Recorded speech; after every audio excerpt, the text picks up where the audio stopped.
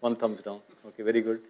But the key is, guys, of these topics, what are you interested in hearing? Are you interested in hearing about different channels such as mobile, etc.? Are you interested in hearing about what are different types of e-commerce? What do you want to hear about?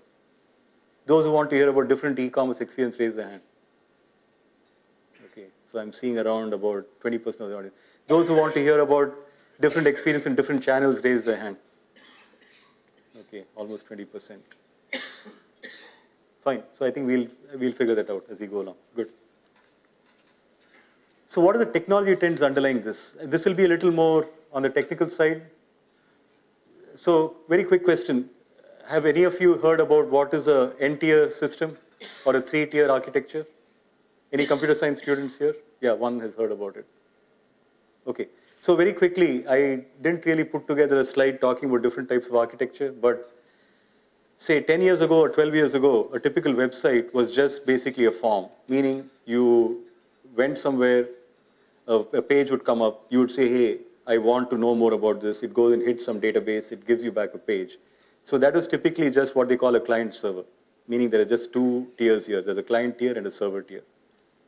And that was fairly successful for some time. So even a lot of organizations, they spend a lot of time moving many of their processes to such systems. But that has gone by the way of the dinosaur almost 10 years ago, because client-server systems are very tough to maintain, because as companies grow, as their back-end systems grow, every time it grows, whatever change happens in the back office impacts the user experience.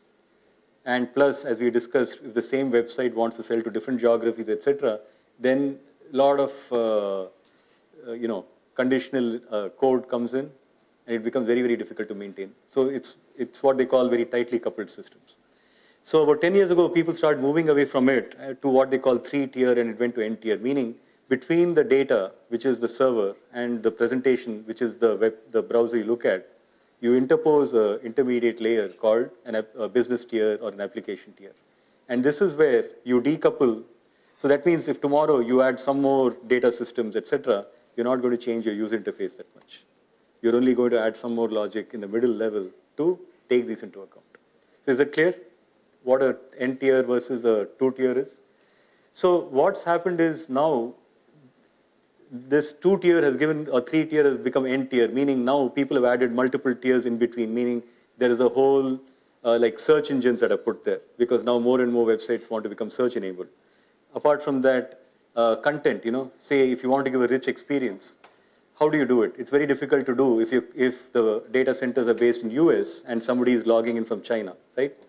So whole companies have come in whose only job is to serve content from various locations. So you sign up with them, you give them the files that you want to bring up, they spread it across the data centers across the globe. So Akame is a famous example.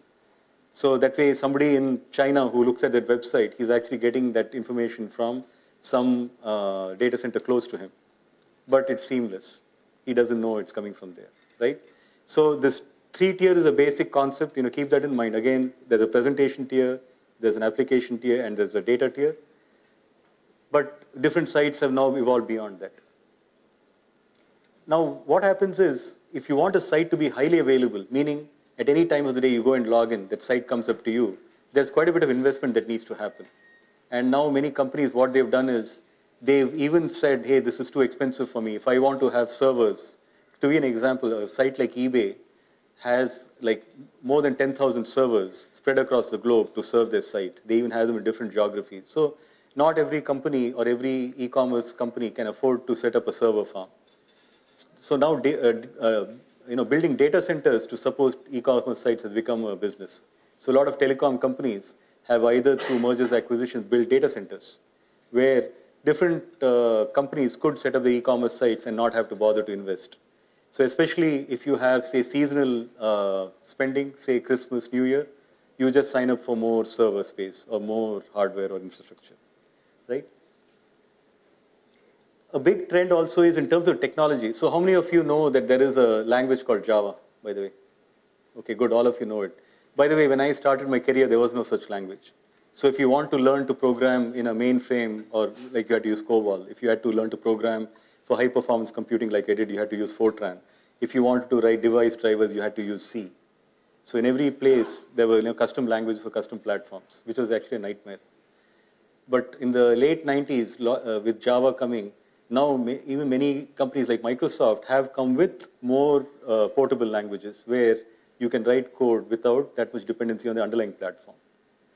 So this business of building web apps out of frameworks which are more easily transposable, more easily capable of running in multiple back-end architectures has become big. So what happens is more and more, say many websites, you don't even go and write the code on the actual database. The back-end database could be Oracle, could be DB2, could be something else, but you may be writing in what is called an ORM layer, which I won't expand here, but which means more and more, you are giving the job of talking to the platform to a framework.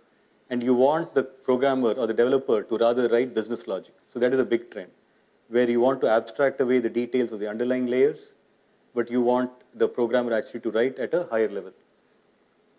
There are many different design patterns, anti-patterns that have come up, and I'll talk about that when we talk about different types of websites. So let's spend a few minutes here. I'll talk about content-based sites. And this is important for you to understand because till I actually worked on a project for an advertising company, I didn't know what a big difference was between a site that only shows content and does advertising, market itself, as compared to a site which is trying to create transactions.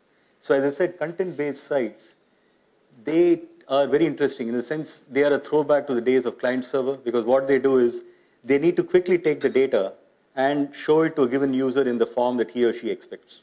So what happens, the business logic tends to be very minimal because there's not a whole lot of logic. You're not calculating too much. But it's very important that as the user comes, they try to find out information, you're able to pull the data and show them exactly the view they want. So that is one paradigm here. And so they tend to be heavily search-driven. So that means more than investing in high-power systems for business logic, they invest a lot in terms of the back-end data and also the search tier. Because let's say there is some hot model that is coming out for a car, and let's say the dealership giving the biggest discounts is in some part of a state. They want their website or their location to show up in those searches. So what they will do is that particular dealership will invest in having their website user-friendly, and in turn, when you advertise, that is what they call search engine optimization. It will be easy for that locations to come up in search. So content-based sites invest a lot in search and in search engine farms, and they don't worry if data is duplicated, etc. Because for them, what is very important is when somebody comes and looks for information, it's very available. So they also use technologies like caching, etc., to a big advantage. Because let's say if a model is hot and many people are looking at it at the same time, they don't want to keep going back to the data system and keep bringing up information. They would rather have it more available, and that is what they call caching. They also invest a lot in analytics, meaning as you browse the website, it's very important for them to track what you're doing, which parts of the website you find interesting. Let's say if you're looking for information, let's say you don't find it and you call the customer service, they will track that. Because then they will know either it is good, meaning you're calling them to find out if some model is available, or you're calling them to say you don't understand some process. So they do a lot of tracking and correlation of the behavior of users on the website vis-a-vis their interaction with the customer service. And here, actually, when a website becomes successful, and autotrader.com is an example, there are other websites. How many of you have used, say, rediff.com, for instance, or suleka.com? Now, you use it because it's very easy for you to go and find information, right? Correct? You're looking for a house, or you're looking for some product. That is because those websites are able to pull you quickly. They have information readily available that is of use to you. So here, once a website becomes established, it's very hard to displace. And then what happens is when other people want to get that similar service, they would rather white brand or get the same website to make the same services available. So stickiness tends to be high here. Whereas if you go to the other model, which are transaction-based sites, these are more traditional, meaning here they need to support options such as, you have to register as a customer, you have to select your payment options. They invest a lot in catalogs, actually, because when you look for a product, let's say you're looking for a computer, you have to find the product you want, the computer you like, right? So they have to invest a lot in terms of making sure that when you decide to shop for something, you know the exact tax that you have to pay. And let's say if you decide to go and pay and buy something, then if you stop in the midway to go and find your credit card, that whole experience should not go away because you won't want to type all that, right? So session management becomes very important here. In a content-based site, If you come back and you have to find your way back to the same menu, it's not a big deal. But a transaction-based site, if you've gone through a lot of rigmarole to decide what you want to buy, you don't want to lose that session just because you took, say, 20 minutes rather than 15 minutes, right? So how you manage sessions, how you continue sessions, and if a customer's browser crashes and they come back, do they come back to the same place? That becomes very important for them. So I'll pause a bit here. This might be fairly detailed. So how's this sounding? Do you guys want to hear more about websites, or do you want to hear more about something else? Because your professor here told me that most people come here and prefer to talk about themselves. I would rather talk about technology, but you guys tell me what you want to talk about. Anything else you'd like to discuss? Probably current emerging trends like big data and cloud and something like that. Yeah, good question. Big data and cloud. Anything else? The scenario with respect to India, because here it's majorly working because of cash on payment. Do you see it changing because mobile banking has a very low penetration in India? So what do you see down the line for cash on payment? Okay, good one. Anything else?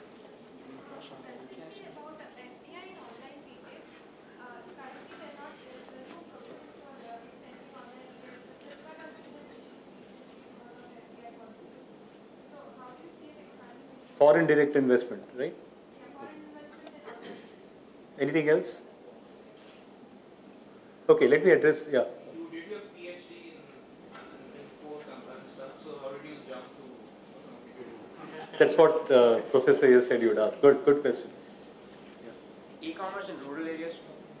Good. That is a really good question, actually. Because in a place like India, we really need to think differently from US, because we have just such big challenges. I'll address that, because actually I was pulled into a project for an NGO, where specifically they want to help underprivileged communities, where even say, are they getting the right price in the school if they want to set it up, right? If they want to buy infrastructure, somebody could be, scamming them, like charging extra money. How do they get access to it? That's a good question, actually. So let me try to address in the best order. I'll keep myself to the last, because to me it's a boring subject, but we'll get there.